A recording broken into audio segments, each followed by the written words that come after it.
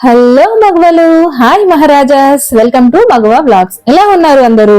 ఈ రోజు మనము ఎంతో రుచికరమైన నోరూరించే ఇంకో ముద్ద ఎక్కువ తినాలనిపించే పచ్చి మామిడికాయ అండ్ పచ్చిరొయ్యల కర్రీ రెడీ చేసేద్దాం రండి.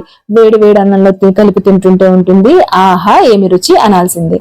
ముందుగా బాండి పెట్టి ఆయిల్ వేసుకుని ఒక ఉల్లిపాయ 4 పచ్చిమిర్చి సన్నగా తరుక్కుని వాటిని దోరగా వేయించుకోవాలి.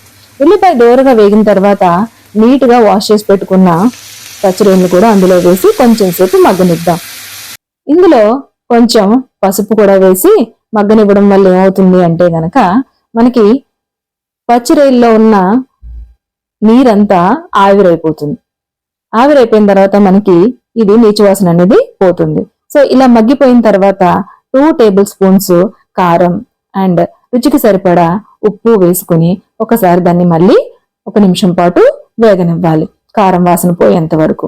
తర్వాత ఒక చిన్న గ్లాసుడు టీ గ్లాసుడు వాటర్ వేసి ఈ గ్రేవీని కొంచెం సేపు ఉడకనివ్వాలి. చూస్తున్నారు కదా,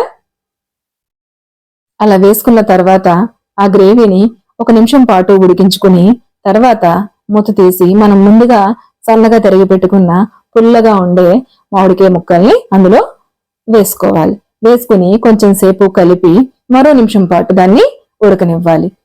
చివరిగా సన్నగా తరిగి పెట్టుకున్న కొత్తిమీర అండ్ కొంచెం కరివేపాకును వేసుకుని మరో నిమిషం పాటు మనము మూత పెట్టేసి ఉడకనిస్తే అంతేనండి, ఎంతో టేస్టీగా ఉండే నోరూరించే పచ్చిరొయ్యలు మామిడికాయ కర్రీ అనేది రెడీ అయిపోయినట్టే. మీలో ఎంతమందికి ఇష్టమో ఈ కర్రీ కామెంట్ చేయండి. Thank you for watching.